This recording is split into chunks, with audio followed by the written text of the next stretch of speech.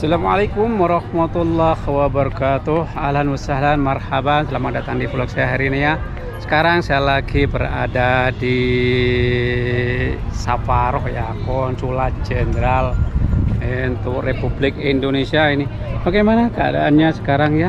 Ini di Saparoo, ini Saparoo Indonesia ya. Ini Masya Allah tabarakallah, bangunannya sekarang baru dibangun itu, Masya Allah tabarakallah. Dan juga situasinya ini juga kelihatan ya bagaimana bagusnya ini di sini juga, ini semuanya ini bagus ya.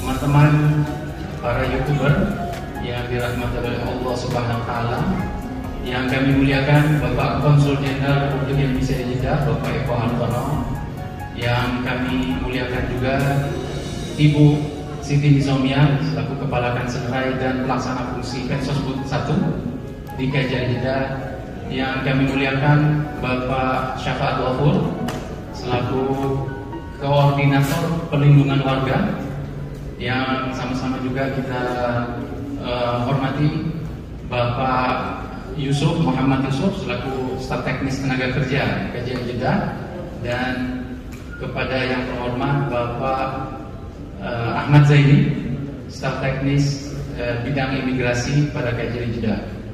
Alhamdulillah, tidak terasa sebelumnya izin kami menyampaikan juga bahwa sekaligus minta maaf kepada para teman-teman YouTuber ini.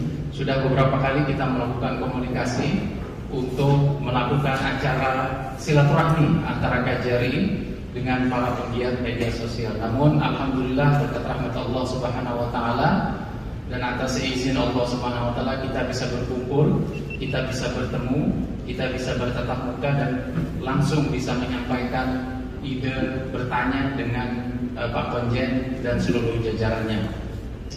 Tidak lupa pula kita sampaikan dan kita panjatkan salawat dan salam kepada Nabi Muhammad SAW yang telah membawa kita dari alam kegelapan menuju alam yang terang benderang. Sesuai dengan yang kita lihat di layar di atas ini, pertemuan kali ini bukanlah pertemuan formal, tetapi lebih pertemuan silaturahmi, pertemuan informal, pertemuan tatap muka antara Bapak Konjen dengan seluruh masyarakat WNI, khususnya dengan para penggiat di media sosial YouTuber. Tujuannya tidak lain dan tidak bukan adalah agar teman-teman dalam berkreasi bisa tetap aman, nyaman, dan bisa tetap mendapatkan apa yang ingin antum dapatkan oleh YouTube. Jadi dari sisi itu aman, dari sisi keberlangsungan selama antum berkreasi juga aman.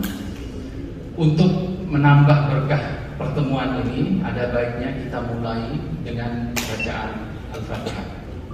Bismillahirrahmanirrahim. Alhamdulillahirrahmanirrahim. Iya, kenapa ini suara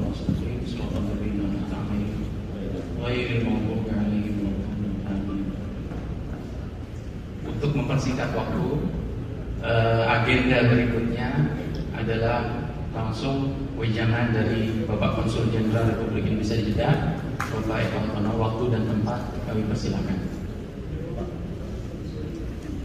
Assalamualaikum warahmatullahi wabarakatuh. Jangan duduk deh. Rekan-rekan sekalian, yang saya banggakan, yang saya hormati, terutama sekali di sebelah kanan dan kiri saya ini teman-teman yang menggawangi kajian Jeddah. Kemudian yang saya banggakan juga teman-teman para YouTuber yang bermukim di Jeddah, Mekah dan Taif. Tentunya sebelum yang lain, mari kita mulai dengan memanjatkan puji syukur karena Allah SWT, Tuhan yang Maha Kuasa, Maha Pengasih lagi Maha Penyayang, yang telah melimpahkan kasih sayang rahmatnya yang luar biasa kepada seluruh umat manusia, sehingga kita bisa berkumpul walaupun dalam situasi yang penuh tantangan ini. Salawat dan salam mari kita aturkan untuk Nabi kita, Nabi Muhammad SAW, yang telah menuntun kita untuk menjalankan agama Islam ini dengan baik. Demikian pula kepada keluarga beliau, sahabat dan para pengikutnya. Semoga kita selalu bisa mencontoh tauladan yang telah diberikan oleh beliau. Teman-teman sekalian, seperti yang saya sampaikan oleh Mas Bayhaqi, sebenarnya ini sudah deja vu lah. Sebenarnya sesuatu yang sebenarnya sudah kita angankan, sudah kita rencanakan sejak lama. Namun karena pandemi juga terpaksa kita undur beberapa kali. Nah, jadi sekarang ini dengan jumlah yang terbatas ya, kita ngobrol bareng lah, bukan arahan atau apa, tidak. Tapi saya ingin ketemu dengan Anda sekalian, silaturahim dengan Anda sekalian. Yang membuat saya senang dan optimis adalah bahwa dengan ketemu dengan para YouTuber ini, hampir pasti wajah saya akan tampil di mana-mana. Saya akan di-upload di mana-mana. Nah, itu jadi numpang. Jadi apa tuh, numpang terkenal gitu. Jadi teman-teman saya, ya sekarang ini siapa sih yang kemudian tidak memanfaatkan kecanggihan ilmu dan teknologi informasi dan komunikasi, termasuk di sini di alam medsos ini, ya mau nggak mau kita perlulah di waktu senggang kita melihat tampilan-tampilan konten-konten di YouTube ya dan sebagainya. Jadi saya pun juga mengikuti sebagian dari apa yang teman-teman muat di situ. Termasuk ya salah satu yang paling senior ya Kang Alman ini yang ternyata masih di Indonesia ya. Dan kemudian siapa lagi, Kang Awe ya. Kang Awe ada nggak di sini? Ada, ini Pak pejabat baru Pak. Waduh, luar biasa. Jadi saya mendapatkan kehormatan untuk ketemu dengan ini ya, dengan beliau-beliau yang tampil di mana-mana. Ini jadi ini santai-santai, bukan karena kebetulan ada teman kita yang bermasalah, tidak. Tapi memang bagian dari tugas kami, tugas KJRI untuk mengengage, mendekati, membina masyarakat di sini. Tempoh hari kita silaturahim di sini dengan beberapa teman yang profesinya macam-macam. Ada sebagai nurse, ya, ada yang sebagai sopir. Kemudian ini kita kumpulkan di sini, kita dialog untuk memahami apa saja sih tantangan kehidupan mereka. Tentunya ini bukan sekali pertemuan sekali waktu, tapi akan terus kita lakukan secara reguler, entah nanti kapan, tentunya dengan mempertimbangkan protokol kesehatan. Nah, saya juga ingin dalam kesempatan ini menyampaikan terima kasih kepada Anda sekalian yang sudah datang jauh-jauh, terutama yang dari luar Jeddah ya, ada yang dari Mekah, bahkan dari Taif ya, menunjukkan bahwa Anda punya tali ikatan batin yang kuat dengan KJRI. Dan ini sesuatu yang harus kami apresiasi. Teman-teman sekalian, saya dan sebagian besar dari teman-teman yang di sini tidak lebih lama dari Anda sekalian. Saya yakin masa tinggal di Saudi. Jadi dalam hal pemahaman tentang peraturan-peraturan di Saudi, tentang adat istiadat orang Saudi, itu tentunya Anda mestinya lebih paham dari kita, ya. Apalagi ditunjang dengan kemampuan bahasa Arab yang saya yakin sebagian besar Anda sudah fasih.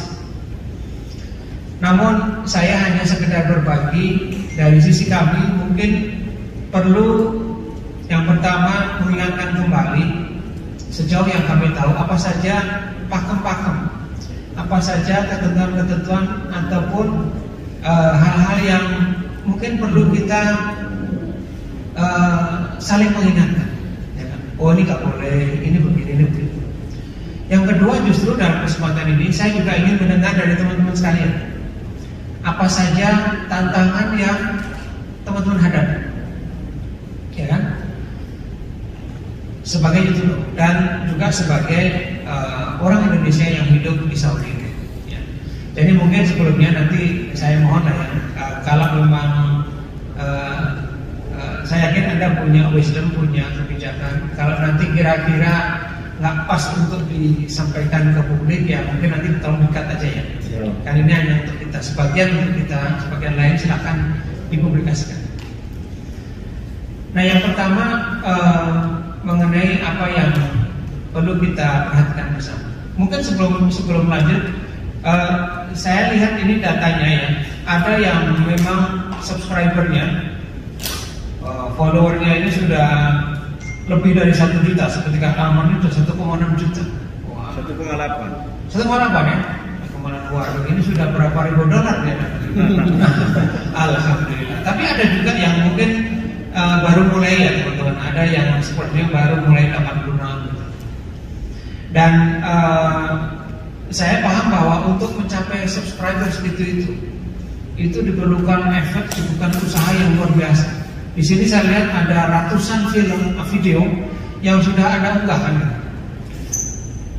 Ini luar biasa, luar biasa. Dan ini saya perlu apresiasi karena sejauh yang saya tahu, untuk menjadi YouTuber yang handal, yang punya viewer dan follower yang banyak, itu diperlukan kerajinan kita, kegigihan kita untuk terus memuat konten-konten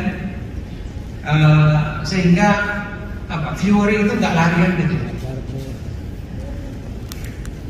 Kadang karena kita saking semangatnya, itu dalam memuat konten-konten itu kadang kita nggak sadar bahwa bagi kita yang orang Indonesia itu seperti hal yang biasa. Tapi mungkin di Saudi enggak. Nah tadi meskipun Anda sudah lama di sini, tapi coba nanti kita sambil tukar-menukar pengalaman dan pendapat. Menurut saya satu hal yang perlu kita hindari untuk Saudi itu adalah memuat konten tentang kerajaan. Untuk menyinggung oleh kerajaan saya kira suatu yang sangat sensitif. Nah, mohon teman hati-hati ini. Termasuk misalnya memuat konten tentang istana raja, apakah di Riyadh, di sini ataupun di mana-mana. Nah, ini sesuatu yang sejauh yang kami tahu itu sesuatu yang tabu, yang dilarang, ya. Termasuk anggota kehidupan dari anggota kerajaan. Nah, ini sesuatu yang perlu kita perhatikan bersama. Kita pernah diskusi kedatangan tamu seorang princess. Padahal karena kepentingannya bisnis, maka saya dan teman-teman di tim ekonomi dan perdagangan itu menerima ya seperti tamu biasa, dan kita diskusi bagaimana kemudian kita memajukan hubungan ekonomi bisnis antara pihak beliau dengan kita. Nah, kita buat itu kontennya itu. Nah, ternyata kemudian ada teguran dari pihak sini. Jadi kita nggak tahu juga kenapa tiba-tiba di blok Instagram kita. Nah, jadi pengalaman saya sendiri pun ada. Jadi itu menyadarkan kita bahwa beda loh. Apalagi teman-teman tahu kan, di sini sistem politik dan pemerintahnya beda dengan di Indonesia. Jadi kalau di Indonesia mungkin tetap ada ketentuan undang-undang ITE tetap ada. Tapi di sini saya kira kita perlulah menyesuaikan, berhati-hati juga. Tidak kemudian serta-merta, wah ini kan kita boleh di sini, itu kan di Indonesia. Nah di sini mungkin beda, ya kan? Privasi orang ini juga beda. Mungkin di Indonesia kita minta foto-foto boleh, bisa aja. Tapi di sini kita foto-foto sama orang Arab kalau nggak minta izin dulu, kita bisa dituntut. Nah, apalagi teman-teman ya, saya melihat di konten saya nggak usah sebut, saya juga nggak ingat. Saya pernah lihat konten dari teman ini yang mengupload rumah majikan, rumah orang Arab. Lah ini kan menurut saya bahaya. Maka kemudian saya lihat itu komen dari netizen, ini sudah izin belum ya sama yang punya rumah? Ini sudah izin belum yang punya rumah? Saya kira itu hal yang menurut saya harus kita pahami. Di Indonesia aja kalau saya misalnya saya punya pembantu dan kemudian tanpa setahu saya pas pergi, dia men-shoot rumah saya, menceritakan ini rumahnya Pak Eko nih, ini ya garasinya, ini mobilnya ini keren-keren nih mobilnya. Kalau sana ya mobilnya beda dong di sini kan mobil negara, bukan mobil saya. Di sana ya mobilnya yang biasa lah yang ada di jalan kan, misalnya, wah ini mobilnya Pak Eko ternyata kayak gini nih. Kemudian ini dapurnya, ini peralatannya jauh mahal-mahal, sofanya keren-keren. Kita nggak sadar, mungkin itu karena tadi saking semangatnya kita untuk memberitahu kepada publik, ini loh rumah orang Arab seperti ini. Ada mungkin ketertarikan dari netizen kita, oh kayak gitu ya. Tapi menurut saya itu melanggar privasi, kecuali yang punya rumah memberikan izin. Apalagi kalau kita nge-shoot sambil ini anaknya, kan ada tuh kejadian teman kita kena juga kan, dituntut sama majikannya. Karena tanpa sadar dia kenapa kok kamu mau anak saya? Nah itu, apalagi teman-teman dia mengupload rumah, barang-barang pribadi yang bersangkutan dari tuan rumah kita atau orang yang bahkan kita kenal. Majikannya aja belum tentu dia mau. Ya, saya kira menurut saya itu perlu dihindari. Perlu dihindari. Kita harus paham. Jadi kerahasiaan privasi seseorang, jangan melanggar privasi itu karena nanti akibatnya bisa diperkarakan. Begitu juga ya teman-teman, di sini ada ketentuan tentang bagaimana kita engage, kita memperlakukan anak. Di Indonesia saya juga lihat sendiri ada banyak konten teman-teman YouTuber ini yang menggunakan anak kecil untuk syuting dia. Ini Komnas Perempuan dan Anak di Indonesia pun belum banyak turun tangan. Tapi saya pernah komen di kanal itu, karena kanal itu perempuannya cantik gitu, masih muda. Terus dia banyak banget upload video itu dengan mengajak siapa ya, mungkin tetangganya kayak 2 orang itu, ya kayak istilahnya Ipin dan siapa yang nah itu ya 2 orang itu mancing, kemudian ini itu ini gitu. Dia nggak sadar, saya ini keterlaluan juga kayaknya ini menggunakan anak dalam berbagai konten video. Ini anak ini kan sebenarnya untuk main-main, dia bermain dia. Nah kita nggak sadar, kita yang dapat uang kan kita, emangnya anak kecil dia dapat. Nah ini sudut pandang ini yang harus kita pahami. Yang dapat uang kita, tapi kita menggunakan anak kecil ini untuk bekerja. Setahu apakah dengan sepengetahuan orang tuanya tidak? Anak ini mungkin nanti kalau besar dia akan menuntut, aku kok di-shoot, aku dapat apa? Yang dapat uangnya kan banyak, ya kan gitu. Terus terang aja, apakah ada dari teman-teman yang untuk fund? Mungkin ada, tapi sebagian besar saya duga kan ujung-ujungnya ya dapat tambahan dikit-dikit kan gitu.